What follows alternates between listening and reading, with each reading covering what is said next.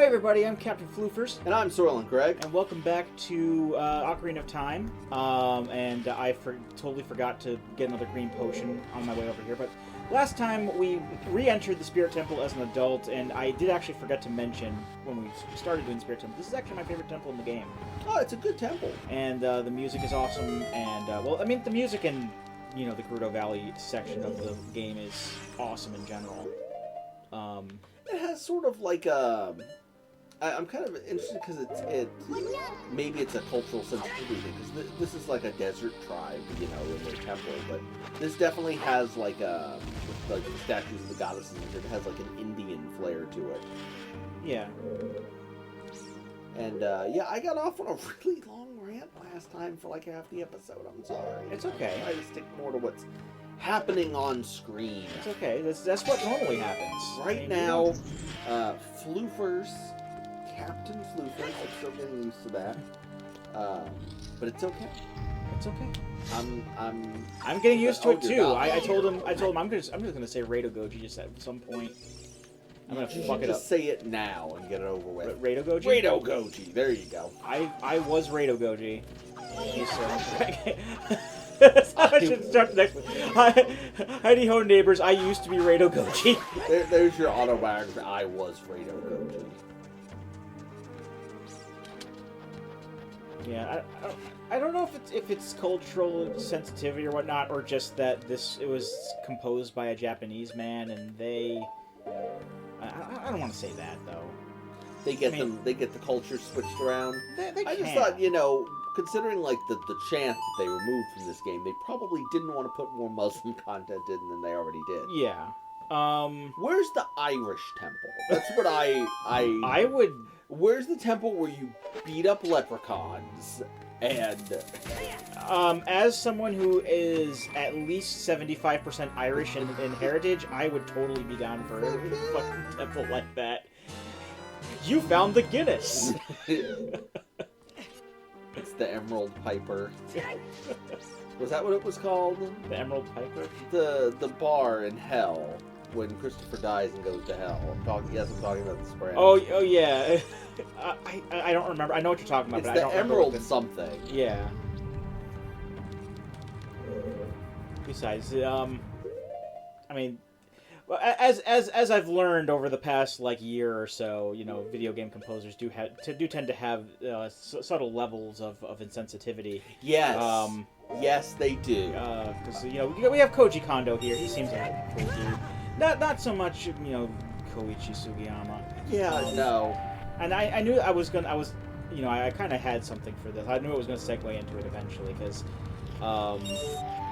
For those of you who don't know, hadn't heard me mentioning him before, Koichi Sugiyama is a video game composer. He currently holds the Guinness World Record for oldest living video game composer. He is really 87 years old, and he is best known for composing the Dragon Quest games.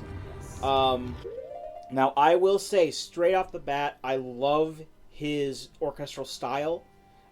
He has, like I said, he's scored all of the Dragon Quest games. Oh, he's a wonderful composer. No argument. Yeah, many of which are my favorite games of all time. He even composed the score to Godzilla vs. Biollante, which is my favorite movie of all time. Now that's some crossover. Yeah, but the man is a terrible person. He is a fervent denier of Japanese war crimes. Ooh. I didn't know that part. Yeah, I knew the part about the fascist party or whatever that he supports. I don't know about that. He's part of like a copyright group or something like that. But he's part of he's part of a club or whatever with a bunch of Japanese politicians who deny that the rape of Nanking happened. Yeah. So that's no bueno. No. And I was kind of thinking about things. I'm like, Sugiyama's not long for this world. Obviously, he's almost in his 90s. And you know, I'm not gonna miss him when he's gone, but I'll miss his orchestral style. And the only reason that Square hasn't gotten rid of him, I mean, they've apologized for things that he said and say that they don't condone the things they said. Yes. But they never got rid of him because, you know, well, he's the Dragon Quest guy. He's pretty much synonymous with the brand. It'd be like I don't know if Akira Toriyama had a thing about, like, you know, actually it's called a phebophilia. They'd be in a real bind. Yeah. I think it's worth talking about because, I mean, this was just in the news again this week with I don't know how his last name is pronounced. I don't know if it's Jeremy Soule or Jeremy Soleil. It's Soul. It's Soul with an E on the end. Yes. Did he do something bad? He is the composer for The Elder Scrolls. The Elder Scrolls games. And Secret of Evermore, did he was accused, I don't know if it was today, this week, certainly, by multiple people of sexual assault. So, yeah.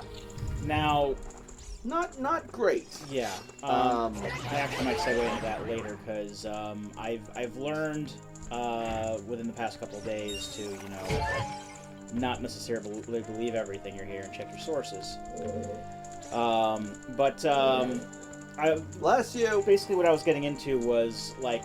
Yes, I'm going to keep doing that, and I don't care if you can hear the sneezes on YouTube or not.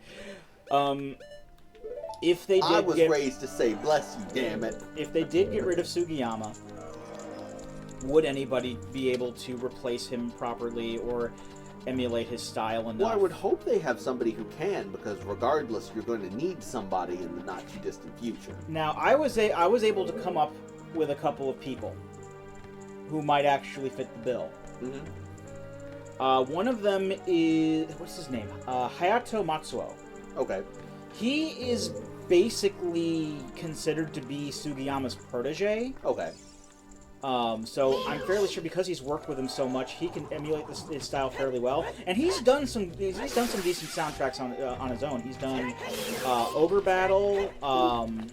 There was another example, but the biggest example that came to mind for me was Shenmue.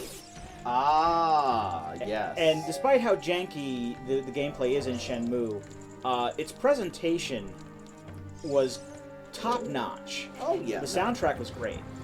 And, you know, he has, you know, that kind of talent, I would think.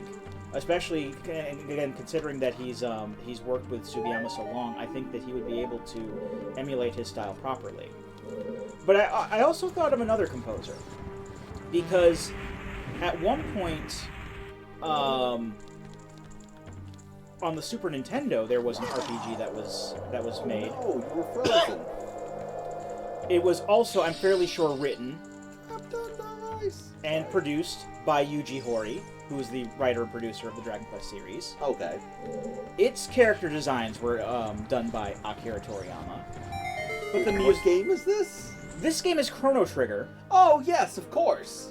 And the... what do you call it? I was like, how have I not heard of this game? Oh, yes, I have. The music was not done by Koichi Sugiyama. Okay. It was done by Yasunori Mitsuda. And y'all get the Chrono Trigger guy. No, hell yes. Yeah, and as much as I love Dragon Quest, I think Dragon Quest is probably my favorite RPG series. Mm-hmm. Chrono Trigger is my favorite RPG. Oh yeah, no, it's great. So you know, that's would be perfectly cool. I was gonna say, you know, as long as they don't get the guy who like did the clown funeral from Resident Evil director's cut. Clown funeral. That's what it sounds like. I'm not playing the clip again. No, you don't need to. You don't By need to now, play the clip again. that's in our playlist of songs that you need to know for the canon. Greg. Yeah. I may have played the clip again. Oh no! It's so good though. Every time it makes me laugh.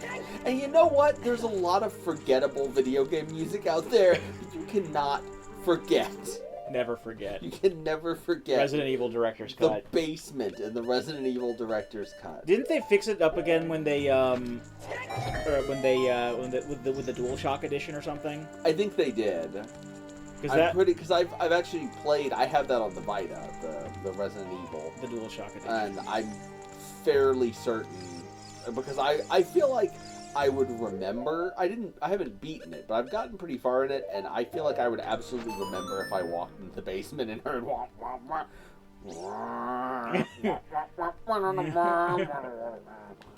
It's so good. That was like some King Crimson. Like that's who they should get. King Crimson? They should get Robert Fripp from King Crimson to do a fucking Dragon Quest game. That would be. I want to hear some metal versions actually of Dragon Quest music. And I think that'd be. I think probably. I'm sure there's plenty. I'm sure you can go on YouTube and.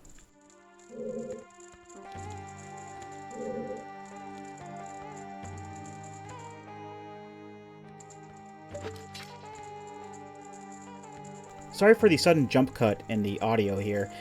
This is Future Floof. I am actually going to be redoing the commentary for this section of the video because I basically forced a very forced, very awkward conversation with Greg about basically the more recent developments in the pro-Jared controversy, and we both decided it'd be for the best if I just undid that and just went along with regular commentary. But long story short, I do believe that Jared has vindicated himself at this time.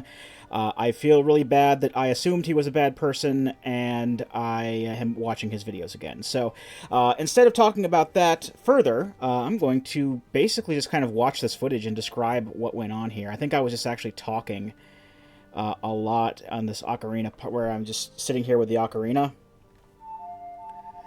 I was trying to bring up the Scarecrow song because there is a Skulltula right there.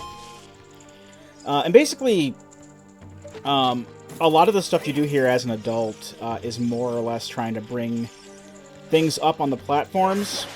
Like I showed earlier, using a chest as a hookshot bit or hookshot target, or bringing up the Scarecrow or whatever. So it's Gold Skulltula.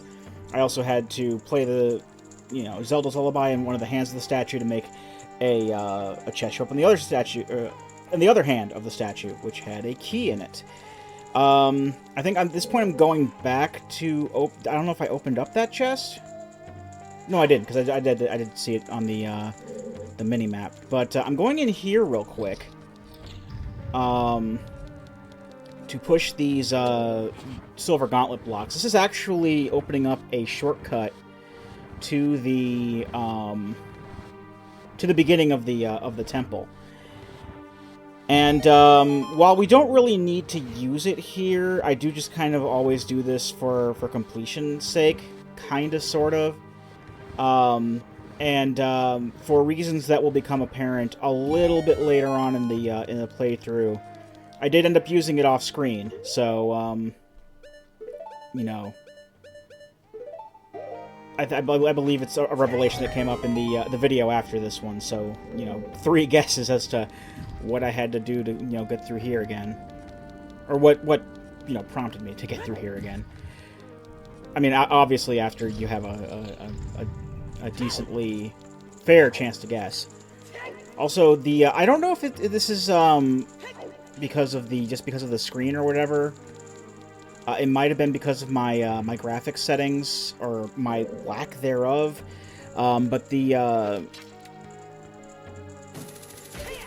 whole Linux thing got wonky on me. I actually an update for Linux got wonky, and it's weirded out my the monitor that I use. And not only is everything in a pretty cruddy resolution. I mean, I can still work on editing videos and whatnot. Gaming is going to be shitty on here, but just a blue rupee, great. So that was just getting that for. I mean, obviously that chest was set up so that I could hookshot over there, but at the same time, kind of just a completionist prize. But yeah, another side effect I've noticed is that especially inside of the Spirit Temple, the video quality is really, really dark, at least from what I can see. So I don't know if it's fine for everyone else.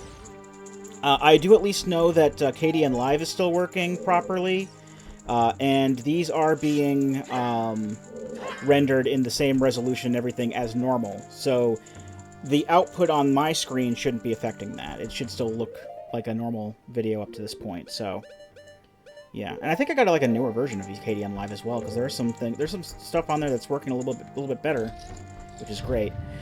So this room, there are actually 2 of those Anubis enemies that pop up. And it's even more of a pain in the butt to maneuver 2 of these assholes around, so obviously I think I was talking a bit more about the topic at this point, which is why it's taken me so long to pick my items here. But just, again, use Din's Fire or Bombos or whatever you want to call it, and because the whole thing with the Anubis is that they're weak to fire, so any fire attack will take care of them. You don't have to necessarily bait them into going into like the fire pillar that pops up when you hit that switch over there. You can just use fire arrows or Din's Fire or whatever you want to use, and that will just kill them each in one hit. And I did get a little bit confused here as to how to go forward. I tried the switch, that just makes the fire pop up, as per normal. But there's a locked door I don't have a key for, and a gated door there. I think there's, where Navi was flying down in the pit to the left, I think you can make a Song of Time block pop up there. Eventually, after a bit, I do figure it out. I think Greg pointed out, maybe you have to kill the Bombos, or the Beamos, over to the right. No, I think I'm gonna try playing the Song of Time here. Is that why I took the Ocarina out? Okay. I may also be talking here, because whenever I try to think of and talk about a serious topic that I'm super prepared to talk about, I tend to focus on the talking more than the playing, and I do apologize for that. It's certainly making things awkward redoing the commentary for a subject that is kind of touchy, but it is very much an outdated topic now, and there really isn't much point talking about it anyway. It just made us uncomfortable. Greg was super bummed out when this video was done playing, so or when we finished this particular part, so we swapped it over. We swapped over the conversation actually pretty quickly. Once we get to a certain point where we stop talking about it, and I'll jump cut us, because I know exactly which room we stopped talking about it. So the trick here is, I'm actually standing on the wrong side of the room right now. That gated door right there, that will open up when that blue switch is triggered. But you can't exactly push the Armoses on there, because all 4 of those Armoses are like living Armoses. They'll come to life whenever you try to push them. So what you have to do is hit one with an arrow or whatever attack, and trick it into jumping onto the switch for you, and then quickly open up the door while the gate is up, because that Armos is going to still be moving, and he's not going to be on that button for long. There's a couple of invisible chests in this room on the other side of the staircase. You can see them on the mini-map, but they are kind of off-center, so that's why it took me a little bit to find them. There's really nothing in there of any consequence. They're just kind of small chests, but yeah, 2 recovery hearts. Like, that's gonna be like, that really means much at this point in the game, where I have 19 heart containers. And this leads to another Iron Knuckle fight, which is great. Now the strategy that I was trying to pull off when I was Kid Link doing this in the last part is basically just kind of bait the Iron Knuckle into attacking. hitting the ground, then do like an attack or a jump attack or something, and then backflip again. Like, I'm doing it actually pretty good right here. And backflip again, right as they attack to avoid getting hit. Nehru's Love obviously does help out a lot of this, and being an adult, I think, helps out quite a bit too, because the Bigoron sword has great reach on it, and is also the most powerful sword in the game. So the Kokiri sword, which has the shortest range and the weakest attack in the game, obviously not as great of a weapon to be using. Which is so it's a good job I put up the Nehru's Love spell to prevent any damage from happening. And for all that, we get the Mirror Shield, which is because you visit the Spirit Temple as an adult and as a kid, you basically have 2 dungeon items here. It's just that one of them you can only use when you're an adult, and that's the Silver Gauntlets you get when you're a kid. But you get the Mirror Shield here, and we have had some experience up to this point with some light-based puzzles, where you have to shine light onto a sun mark on the wall or on the ground. The game has actually done a pretty good job of teaching us how this works, and also teaching us before that there are mirrors that will reflect the sunlight. That's me mixing up my R buttons again. But you can use that Mirror Shield to reflect light yourself, and that's how you open that door. Which gets me a key. Which gets me that key that I needed for the that locked door before. So it's basically heading into there, and then I'll be wrapped up with this with this post commentary. I really don't like doing post commentary, but I feel that it was in my best interests to do that at this time. There's also going to be a little bit of a jump cut, because there's going to be a point where I just kind of stand for a minute or two while I wrap up my point about the whole conversation, and then we will be right back to the action. One moment, please. Now, we're basically in this like, probably the most infamous room in the whole dungeon. Also, can I just say, why do the Moses have teeth? They have, like, ugly, grinning mouths with noses over them. Magic. That's disgusting. I think that's the point, to make them creepy. Yes, they are. Well, they are. It absolutely succeeds. So there's this whole wall thing. All of these sections of wall are moving in opposite directions. Oh dear. And you got to get up, and there's only, as you can see, there's only certain parts that you can climb on. Yes. And it'll take you into spikes. This is probably the most infamous room in the game. Probably one of the harder puzzles. Well, I don't know if you'd call it puzzle, but it's a very, very difficult endeavor to. And it's done. And it's done. That is clever. I think I might have only ever done that like once or twice legitimately. I'm like, oh, you can just long shot up there? Well, fuck that. So that's the Wall of Death, and we're pretty much on the last leg of the dungeon. We already have all the Skulltulas in here. Excellent. Oh, we've cleared out all the Skulltulas? Yes, we have. And there's 2 Skulltulas left in the game. One of them is the one that I can't find in Kakariko Village for some reason, and the other one will be coming across, basically outside the final dungeon. Okay. So shit, we're almost there. Yep. And we're vastly approaching the boss battle, and I still can't think of the voices to give the...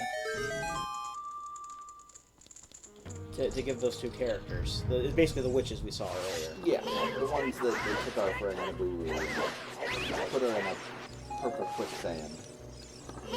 Put a purple haze up in her brain. I just thought of a couple of like, nonsensical ones that have nothing to do with anything. I'll go for it. Oh my god, you're getting beaten up by doors. Is this Harry Potter? What the fuck? Yeah, Harry Potter. Everything wants to fucking kill you. That's what I took away from... I watched the Harry Potter movies, like... I want to say, like, last year? You watched the Harry Potter movies? We've never discussed this! Yeah, they were all on demand on cable. And I just kind of, like, watched them, like, kind of like one at a time. Why did we talk about Project when we could have been talking about Harry Potter? Because I didn't feel like I had to get anything off my chest about Harry Potter. But now I'm picturing like Daniel Radcliffe in like a video like Muggles have been lied to. Kill the doors. But, yes. Wreck their shit in. Right one? This is the right one. But yeah, I watched all of them kind of sort of in a row. Like kind of like one a day.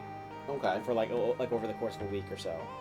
And like the main thing I took away from the wizarding world of Harry Potter is that everything wants to fucking kill you. Yes.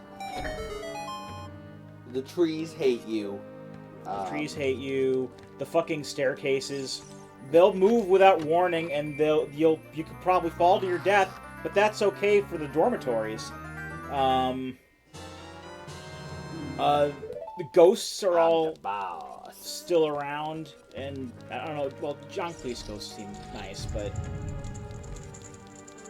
you have like a fucking basilisk living in your bathroom at the school. There's Wizards like are pretty fucked up. That's like kind of the subtext of the entire Harry Potter. Oh my god. Yeah, there's a whole elaborate mirror puzzle going on. And like, I don't know. I had like mixed feelings about the series in total. I think. Like the first couple movies, I think were a little on the like they had a lot of like how do I word a lot of forced whimsy, and I understand that these are books for children, but weaponized whimsy. I like it. It seemed very forced and like unnatural to me. It got better over time when they stopped like forcing a lot of that and started getting into the more like Jordan described it as like the first couple books were made for kids, and then as soon as J.K. Rowling realized like her reading base was getting older, like she decided to make the later books more mature to like grow with her audience. Yeah. And you know, it did get a little bit better with not forcing a lot of that, but at the same time, like the last few movies, I think I might have actually watched 2 of them in a row, like 5 and 6. I think I might have watched in a row, but they seemed like they kind of ran together. Yeah, I think that's a fair criticism, especially when you watch multiple of them on the same day. But what did you think of Richard Harris versus Michael Goncourt as Dumbledore? Oh, I mean, it just the change, the new Dumbledore. I didn't notice there was a change. Oh, okay, never mind. Well, there's my answer. I only knew Michael Gambon was. Michael Gambon, my bad. I don't know what I'm doing. When did they change? He wasn't Dumbledore in the first couple movies. Richard Harris was. Then he died. Oh, a lot of people didn't like Michael Gambon as Dumbledore. I honestly didn't notice. So I think he did a decent job in keeping that going. All right. Well, this has been a very special episode of Squeeze the World Gaming. Yeah, and I've been Captain Floofers, and I'm Soylent Greg. He's Soylent Greg, and we'll be here next time. Join us, won't you?